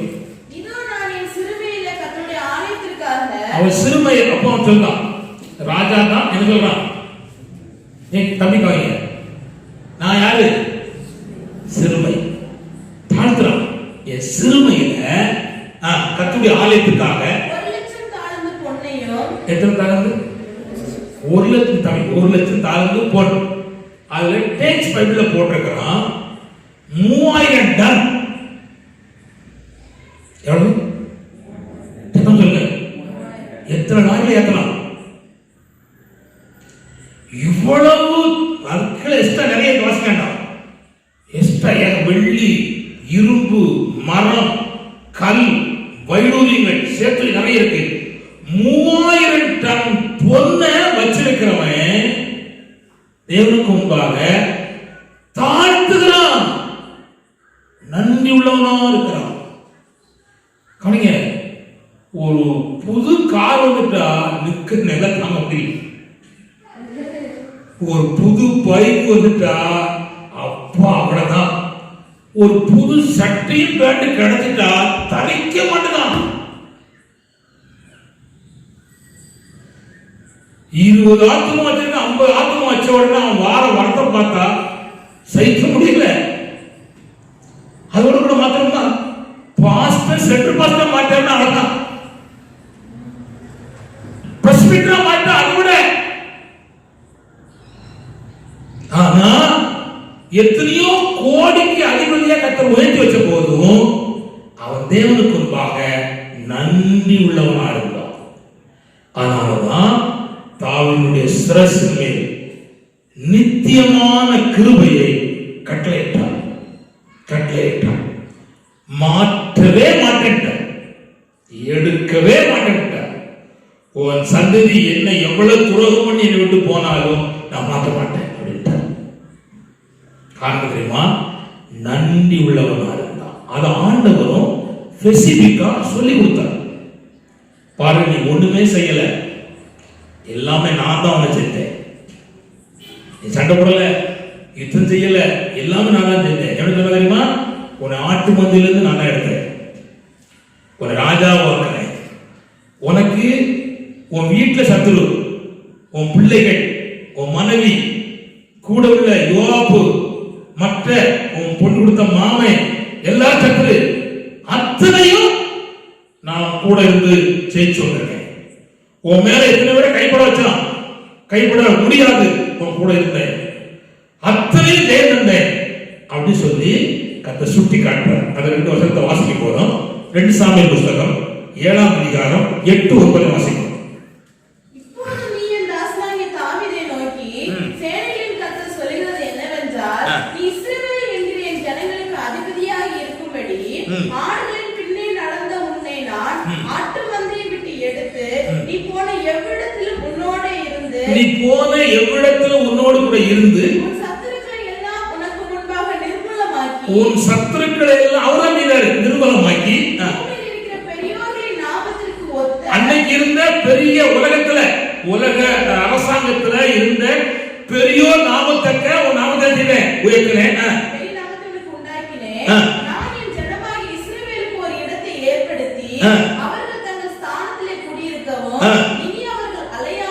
கவனிங்க, இவன் நிமித்தம் கர்த்தர் அந்த தேசத்துல அலையாதபடிக்கு நிலைநிறுத்துவதற்கு கர்த்தர் கிரியை செய்தார். அல்லேலூயா, அல்லேலூயா.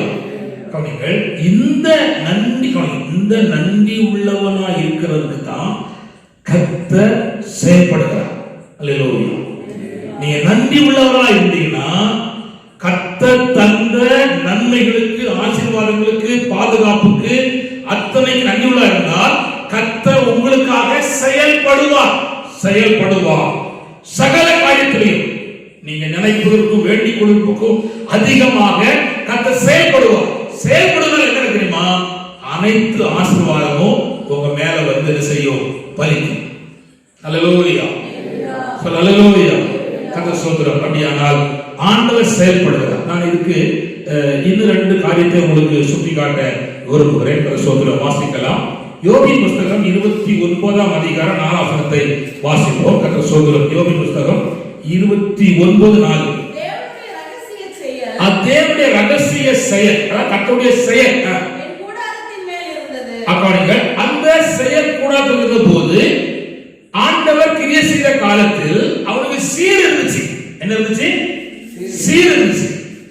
ஆண்டவர் கிரியை செய்ய முடியாத ஒரு காலம் வந்துச்சு. அப்போ முழுவதும் நஷ்டம் வந்துச்சு. நல்லா கவனிச்சுக்காங்க. நஷ்டம் எப்போ வருதுன்னா கர்த்தர் செயல்படாமல் இருக்கும்போது நஷ்டம் வரும். ஆனால் கர்த்தர் செயல்பட்டால் நஷ்டம் வராது. சொல்லலேலூயா. நீங்க இன்னொரு வசனம் வாசிக்க போற கர்த்தர் சொல்றார். ஆதியாகமம் 31ஆம் அதிகாரம் 9ஆம் வசனம். சீக்கிரம் வாசிக்கலாம். ஆதியாகமம் 31:9. இவ்விதமாய் தேவன் உன் தகப்பனுடைய ஆடுகளை எடுத்து மாமா கொடுக்கல, மனைவிக்குரிய பகுதி கொடுக்கல. ஆனா யார் எடுத்து கொடுத்தா? அவன்கிட்ட இருந்து லாபம் பண்ணது எடுத்து கொடுத்து யாருன்னா? கர்த்தர் தான். காரணம் என்ன? இவன் கர்த்தர் செயல்படுவதற்கு நன்றி உள்ளவராக இருந்தான். இரவும் பகலும் பிரயாசப்பட்டான். பகலுக்கும் பிரயாசம், இரவுக்கும் பிரயாசம். எந்த காரியத்தையும் செய்தான் பிரயாசப்பட்டான். ஆதலால் கர்த்தர் செயல்பட்டு அவன் கையில உள்ளதை எடுத்து யாக்கோபுக்கு கொடுத்தான். இப்ப கவனிங்கள், எங்கே உள்ளதை எடுத்து கர்த்தர் தரணுமானா கவனிங்கள், கர்த்தர் செயல்படணும். செயல்படுவதற்கு நீங்க நன்றி உள்ளவளா, நன்றி அறிதல் உள்ளவளா. கடைசி காலத்துல நடக்கிற ஒரு தீங்கு என்னன்னா நன்றி அறிதல் இருக்காது. நன்றி அறிதலே இருக்காது. கர்த்தர் சொல்றார். 31:41 வாசிக்கலாம். இல்ல சங்கி அத ஆதியாகமம் 31:41. இந்த 20 வருஷ காலம் உன்னுடைய வீட்டிலே இருந்தேன். கவனிங்க, இது லாபான் கூட சொல்றார். இந்த 20 வருஷ காலமா வீட்ல இருந்தேன். 14 வருஷம் உடைய 2 குமார்த்திகளுக்காகவும் 14 வருஷம் 2 குமார்த்திகளுக்காகவும் 6 வருஷம் உடைய மந்தைக்காகவும் உம்மிடத்தில் சேவித்தேன். 6 வருஷம் மந்தைக்காக சேவித்தேன். 10 முறை என் சம்பளத்தை மாற்றினேன். இந்த லாபம் பண்ண வேலை என்னன்னா 10 முறை சம்பளத்தை மாத்திட்டான். ஆனா கர்த்தர் அவனை பதான் ஆறாமிலிருந்து சொந்த தேசத்துக்கு வரும்போது 2 பரிவார், ஒரு பரிவார் என்னன்னா ஒரு ராஜாவுக்குரியது, 2 ராஜாவுக்குரிய ஆசீர்வாதத்தை கர்த்தர் அவனுக்கு எடுத்து கொடுத்தார். எங்க இருந்து? அங்கதான். அடுத்த வீட்டில் இருக்க முடியாது. அங்கதான். எங்கே பாடுபட்டானோ, எங்கே கண்ணீர் வடித்தானோ, எங்கே கஷ்டப்பட்டானோ அங்கே இருந்து கர்த்தர் எடுத்து கொடுத்தார். 430 வருஷமாக பார்வோனும் சேர்ந்த ஆட்களும் இஸ்ரவேல் ஜனத்தை அடிமைப்படுத்தி சம்பளம் கொடுக்காம இருந்தான். கடைசி வாதம் உண்டான போது அந்த 430 வருஷமா இருக்கிற வெண்டி பாக்கிய எல்லாம் சேர்த்து கொள்ளைட்டு வந்தாங்க. கர்த்தர் சோதரம். தேவன் விடமாட்டார். கர்த்தர் சோதரம். நான் சொல்ல கவனிங்கள், எப்பொழுதும் விடமாட்டார். நன்றி அறிதல் உள்ளவளாக இருக்கும் பொழுது தேவன் அதை செயல்படுகிறார். ஹல்லேலூயா, ஹல்லேலூயா. இப்ப பாருங்க, உங்களுக்கு கர்த்தர் செயல்படுகிறார் என்பதற்கு ஒரு சம்பவத்தை உங்களுக்கு நினைப்பூட்டுறேன். ஆதியாகமத்துல 1ஆம் அதிகாரம் 2ஆம் அதிகாரத்தில் அதை செயல்படுகிறார். கவனிங்க, இருள் இருக்கு. இருளை போக்குறதுக்கு வெளிச்சத்தை கட்டளையிட்டார், செயல்பட்டார். இப்ப கவனிங்க, உங்களுக்கு பிரச்சனை இருக்கு, கர்த்தர் செயல்பட்டா பிரச்சனை தாண்ட முடியாது. கர்த்தர் அங்க என்ன செய்யறாங்கன்னா கவனிங்க, வெளிச்சம் உண்டாக்கணும்னு சொன்னார். வெளிச்சம் உண்டாயிட்டு எல்லாம் நல்லதாகவே கண்டார். அவர் செயல்பட்டா எல்லாம் என்ன இருக்கும்? நல்லதாக இருக்கும். நம்ம செயல்பட்டா கெட்டது, நல்லது கெட்டதா மாறிடும். ஆனா ஆண்டவர் செயல்பட்டா எல்லாம் நல்லதாய் கண்டார். அந்த இடத்துல 2ஆம் அதிகாரத்துல ஒரு இடத்துல தான் நல்லது அல்லன்னு சொன்னார். மனுஷன் அதுதான், அந்த ஒண்ணுதான் ஆண்டவர் நல்லது அல்ல அப்படின்னு சொன்னார். கர்த்தர் சோதரம். அப்போ தேவன் செயல்படுவதனாலே தலைக்கு மேல் ஆசீர்வாதம் வந்து தங்கிறது. அப்ப தேவன் செயல்படணுமானா நானும் நீங்களும் நன்றியுள்ளவா இருக்கணும். இவ்வார்த்தையை கேட்கிற அருமையான கர்த்தருடைய பிள்ளைகளே, தேவன் தந்ததுக்கு நன்றியுள்ளா இருக்கும் பொழுது கர்த்தர் செயல்படுவார். அப்பொழுது தேவனால் சொல்லப்பட்ட அனைத்து ஆசீர்வாதமும் உங்கள் தலை மேல் வரும். இனி நான் 2 காரியத்தை உங்களுக்கு வேகமா சொல்லி என் வார்த்தை நிறுத்த விரும்புகிறேன். கர்த்தர் சோதரம். இன்னொன்னு என்னன்னா, கவனித்துக் கொள்ளுங்கள். ஏசாயா 45 அதிகாரம் 1 வசனத்தையும் ஏசாயா 45 4 வசனத்தையும் நான் வாசிக்க போறோம். வாசிப்போம். கர்த்தராகிய நான் அபிஷேகம் பண்ணின கோரேசுக்கு முன்பாக ஜாதிகளை கீழ்ப்படுத்தி ராஜாக்களின் இடைக்கட்டுகளை அவிழ்க்கும் படிக்கும் அவனுக்கு முன்பாக வாசல்கள் பூட்டப்படாதிருக்க. அப்படின்னா வெற்றி தான், தோல்வி இல்லை. முழுவதும் எப்படிதான்? வெற்றி தான். இவன் சின்ன ராஜா, சிற்றரசன். யாரு? கோரேஸ் சிற்றரசன். ஒரு சின்ன ஊர்ல ராஜாவா இருக்கான். ஆனா பாபிலோன் மகா பெரிய ராஜாக்கள் ஆண்ட இடம். அங்கே இவன் ராஜா கொண்டு மாற்றி வைக்க போறான். ஏன் அப்படின்னா, நேபுகாத்நேச்சார் தேவனுடைய ஆலயத்தை இடிச்சிட்டான். அதை திரும்ப கட்டணும். அதுக்கு தேவ நடத்தல யாருக்கு கொடுத்தாருன்னா, இந்த கோரேஸ் கொடுத்தார். கோரேஸ் ஆணுடைய பிள்ளை இல்ல, பிரஜாதி. பிரஜாதி. ஆனா இடிக்கப்பட்டு கிடக்கு. எது? தேவாலயம் கட்டணும். அப்ப இடிக்கப்பட்டது கட்டுவதற்காக தேவனுக்காகவே இவரை கையில் எடுக்கிறார். இப்ப நான் கவனிக்கிறேன். இடிக்கப்பட்டு கிடக்கிற குடும்பம், இடிக்கப்பட்டு கிடக்கிற ஜெப வாழ்க்கை, இடிக்கப்பட்டு கிடக்கிற பலிபீடம், தகர்க்கப்பட்டு கிடக்கிற ஆவிக்குரிய தன்மைகள், இதை கட்டுவதற்கு ஆவியானவர் உங்களை ஏவுவார், உங்களை நடத்துவார், உங்களை தூண்டுவார். அப்படி தூண்டும் போது நீங்க உரியவனாக மாறும் நேரத்துல ஆண்டவர் உங்கள் தலைக்கு மேல ஆசீர்வாதத்தை தருகிறார். அல்லேலூயா. அப்படி என்ன ஆசீர்வாதம்? ஃபர்ஸ்ட், தோல்வியே இல்லாத வெற்றி. ஒன்று. இரண்டாவது என்னன்னா, கதை சொல்றேன், மறைந்து இருக்கிற, இதுவரையிலும் யாருமே பார்க்க முடியாத மறைந்து இருக்கிற ஆசீர்வாதங்களை எடுத்து அவரே கொடுக்கிறார். எங்க மறைச்சு வச்சிருக்காரோ அது எனக்கு தெரியாது, அவரே கொடுக்கிறார். மூணாவது வாசிக்க போறோம். கதை சொல்றோம், வாசிங்கள். அதே ஏசாயா 45 அதிகாரம் 14 வாசிப்போம். ஏசாயா 45 14 14. எகிப்தின் சம்பாத்தியமோ, கவனிங்கள், எகிப்தில சம்பாத்தியம் இருக்கு. அதாவது இவன் கொண்டு வந்தது போக ஒரு சம்பாத்தியம் இருக்காங்க. இஸ்ரவேல் கொண்டு வந்தாங்கல்ல, அது போக எஸ்தர் இருக்கு. எங்க உள்ள சேர முடியாது? கானானு சேர முடியாது. எத்தனை ஆண்டு காலம் போயிட்டு, ஆனா இப்ப தேவாலயம் கட்டது எங்க இருந்து வரணும்? எகிப்திலிருந்து பாக்கி வர இருக்கு. உங்களுக்கு புரியுதியா? சொன்னாலே பழைய பாக்கி வர முடியாது. எகிப்தின் சம்பாத்தியத்தையும் எத்தியோப்பியா அப்படின்னா கவனிங்கள், இது ஆப்பிரிக்கா தேசம் எத்தியோப்பியா. அங்கு உள்ள வர்த்தக லாபம், அதாவது நெடியார்னா ராஜ்யங்கள், சபையருடைய வர்த்தக லாபமும் அங்கிருந்து தாண்டி யார் வருது? கோரேஸ் வருது. நல்ல கவனிங்கள், இருக்கிறத கொடுக்கிறார், மறைஞ்சிருக்கிறத கொடுக்கிறார்.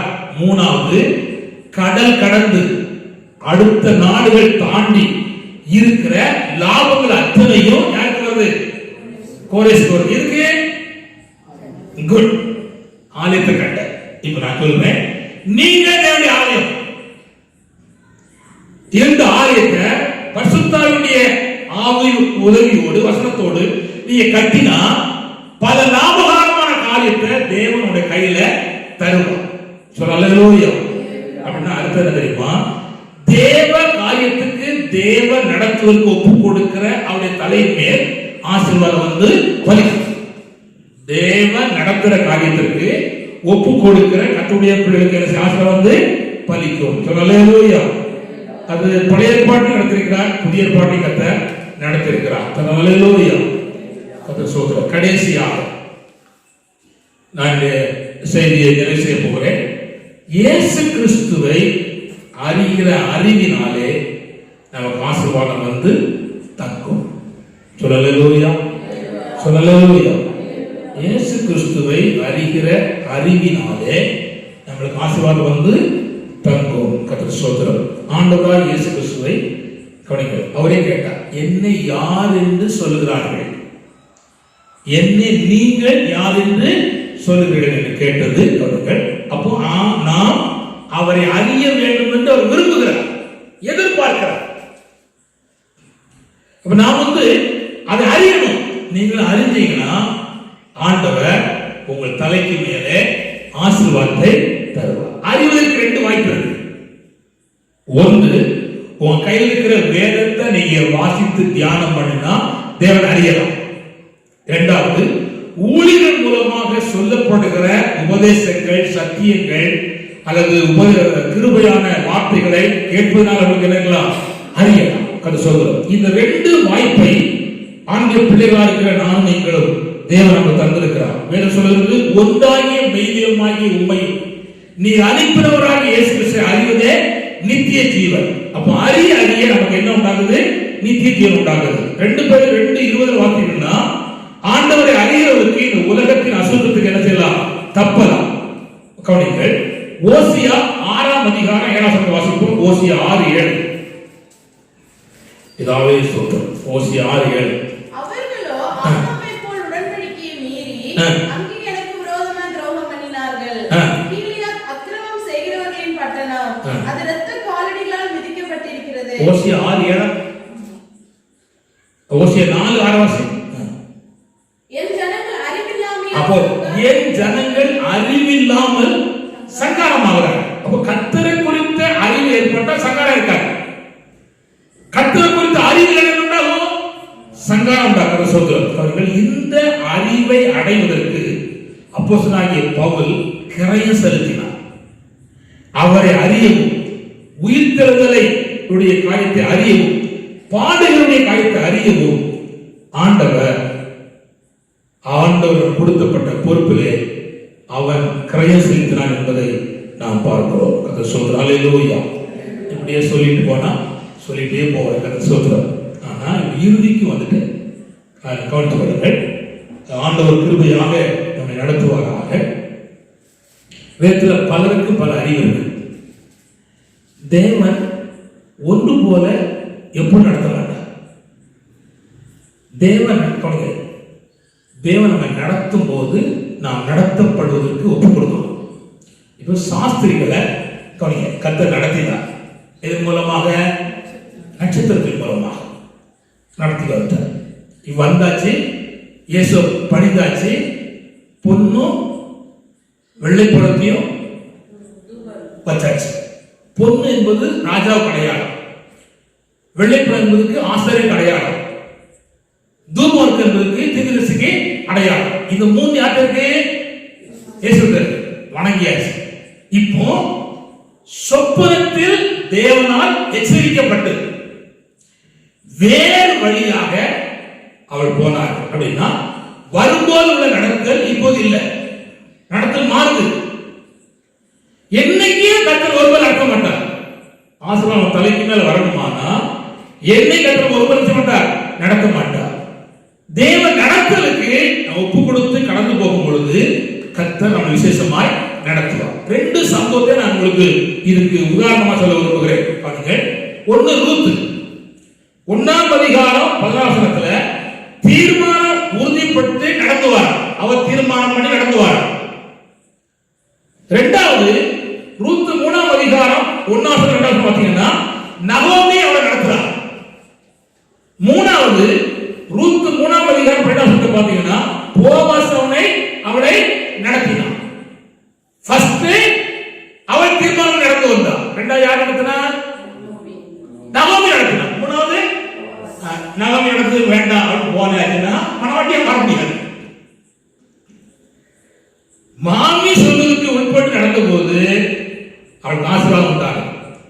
அவள் தீர்மானம் பண்ணி நடந்த போதும் ஆசீர்வாதம் உண்டானது. அப்புறம் போவாஸ் நடந்த போது அவளுக்கு ஆசீர்வாதம் உண்டாகும். ஹல்லேலூயா. இப்ப கவனிங்க, இது இன்னொரு சம்பவமாக இருக்கிறார். எகிப்திலிருந்து புறப்படும் போது பகலுக்கும் மேக ஸ்தம்பமா, இரவுக்கும் மேக ஸ்தம்பமாகும். கவனிங்க, தேவனே நடத்தினார். எத்தனை வருஷம்? 40 வருஷம். ஆனா அடுத்தது மோசே ஆரோனும் நினைச்சாங்க நடத்தினார். தேவனும் நடத்தினார். அது கவனிக்கணும், மோசையும் ஆரோன் நடத்தினார். ஆனா அதுக்கப்புறம் மோசே ஆரோன் போயிட்டாங்க. அப்புறம் யார் நடத்தினா? ஜோசுவா. கவனிச்சாங்க. அப்ப தேவன் யாரை கொண்டு வந்து எப்படி நடத்துறாரோ அது நடத்தலுக்கு ஒப்பு கொடுக்கிறவர்களுடைய தலையின் மேல் ஆசீர்வாதம் வந்து தங்கும். நடத்தல கர்த்தர் தான் செய்கிறார் என்பதை நாம் அறிந்து கொள்ள வேண்டும். ஹல்லேலூயா. ஹல்லேலூயா. கர்த்தர் சொல்கிறார். நான் இதோட நிறுத்துகிறேன். இனி உள்ளத கலசித்தமான இன்னொரு பகுதிக்கு நிறைய நடத்தப்படும். கர்த்தர் நம்மை ஆசீர்வதிப்பார். கண்கள் மூடி ஜெபிப்போம். கர்த்தாவே ஸ்தோத்திரம். ஆண்டவரே துதிக்கிறோம்.